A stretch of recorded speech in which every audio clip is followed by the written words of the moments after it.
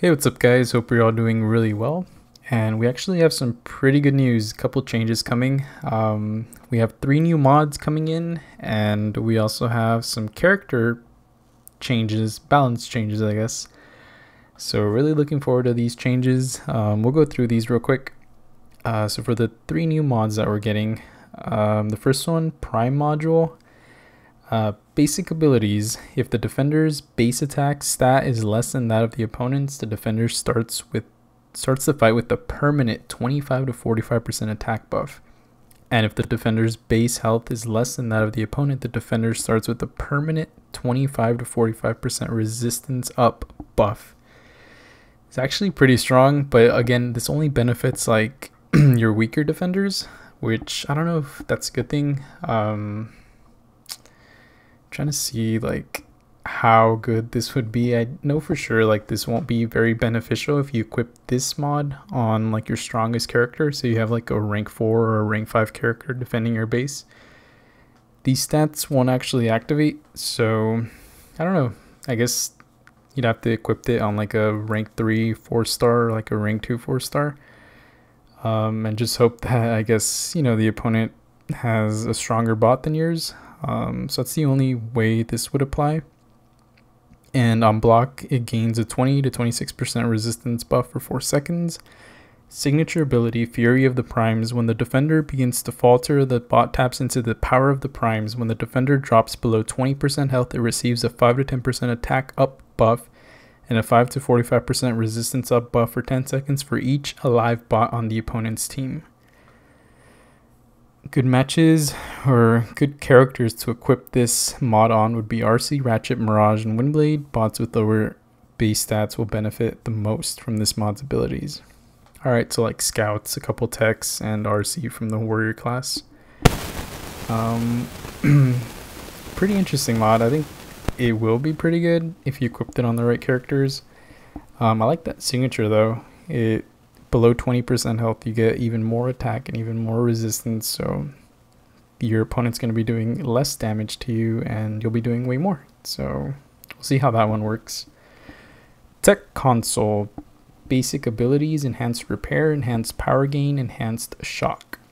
Passive. The strength of repair buffs is increased by 30 to 67% and further increased by 30 to 67% for every 25% health missing. So repair buff, that'll be good on Ratchet. And who else heals? I guess Shockwave heals with this signature ability. So just those 2 characters. The strength of power gain buffs is increased by 30 to 67% and further increased by 30 to 67% for every 25% missing health. Wow, I can see that one being pretty good on Soundwave. The strength of shock debuffs are increased by 50 to 112% and further increased by 50 to 112% for every 25% health missing.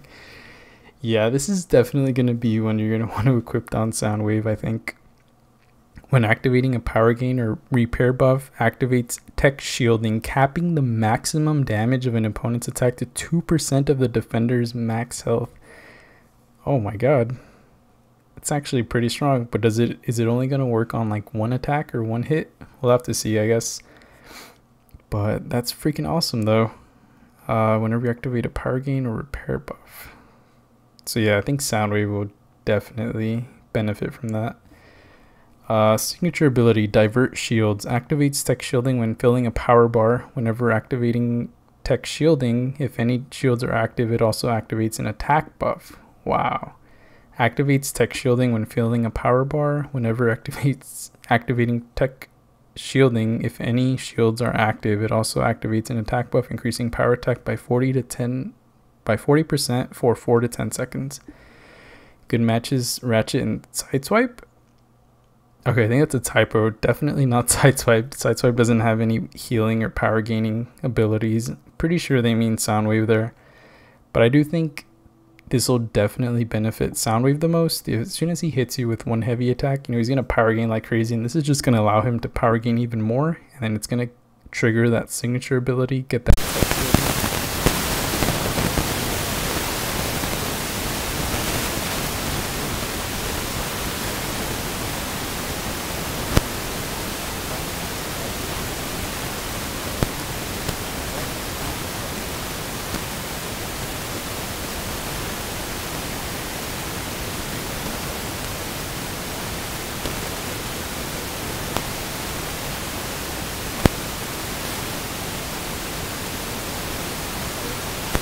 on critical hit instantly gain 2 to 12% power. Signature ability Exhaustion. Evades from the defender, cause the attacker to suffer from deadly exhaustion. While the opponent is power locked, attacker loses health equal to 3 to 10% of their attack rating for as long as they are power locked.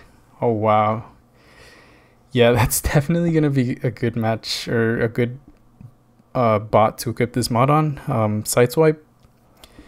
Deal more crits, gain more power for each crit. Evade will consistently deny power as well as, inflict a damage over time.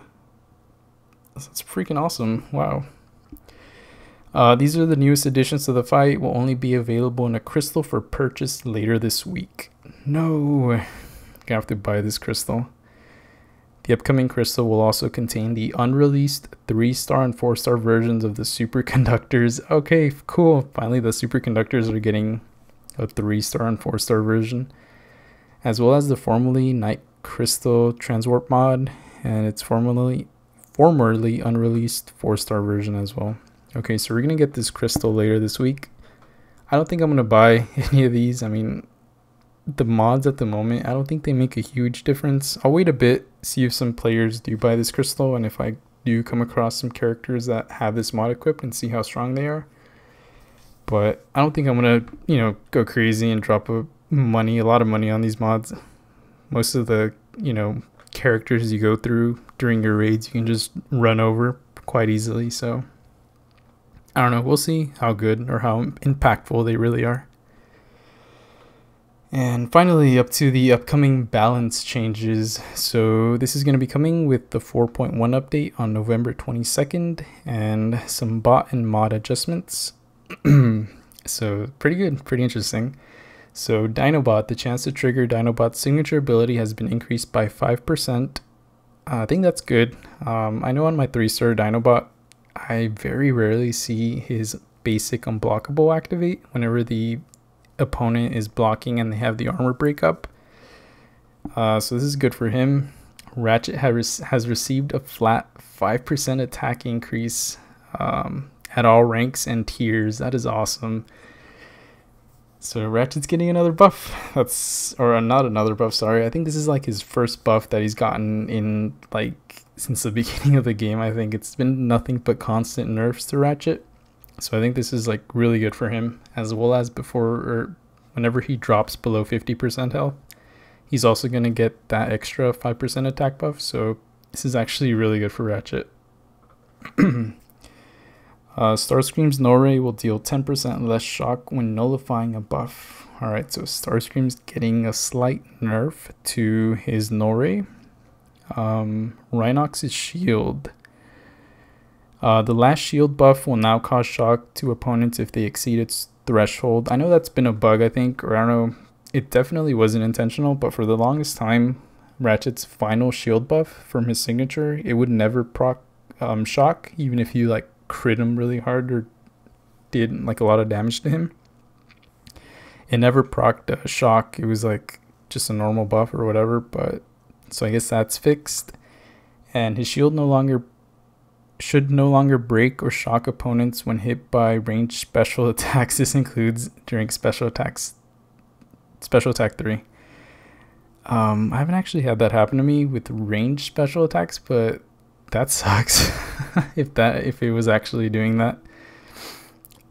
Due to their dexterity, scouts now have a 50% chance to avoid shock damage from Rhinox's shields.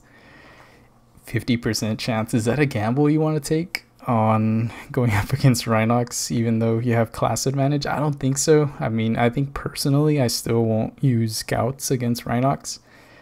I just feel like their ability to trigger his signature and cause shock, it's still there and it's still going to do damage to you. So I just wouldn't take the risk with scouts. Much rather just keep using Ironhide since he never crits with his basic attacks. But yeah, overall, I guess Rhinox got a slight buff on his last shield buff, and I guess a nerf going up against scouts. Mixmaster, my favorite character in the game, his ranged attacks now have an added 5% chance to inflict an acid debuff. Acid duration has also been increased to a flat 8 to 10 seconds across his ranks. Alright, so buff to Mix Master, yay. Courage Mastery, once nullified, this buff will not reactivate when hit. Okay, that's funny, because actually, like, whenever you would use your Starscream in the arena, and you went up against, other characters, and I think everybody runs the Courage Mastery, as soon as they drop below 50% health, you just kept hitting him with range attacks, and they would die super quickly, just because the Courage Mastery kept coming back up after it gets nullified.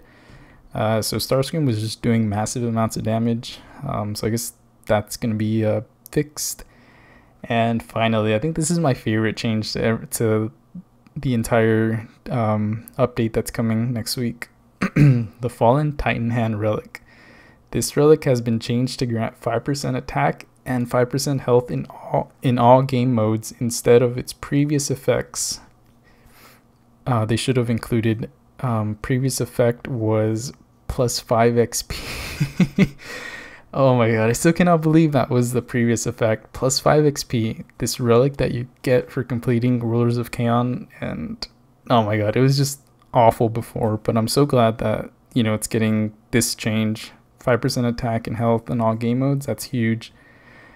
So yeah guys, lots of changes coming, or not that many changes, but some bot not nerfs, sorry, bot buffs across the board. That really good one for Ratchet. I think that's gonna make him way better. He's still really good, but that's gonna definitely give him a nice boost. And the new mods that are coming later this week. So yeah, let me know your thoughts, guys, on these upcoming changes, and I'll see you guys in the next video.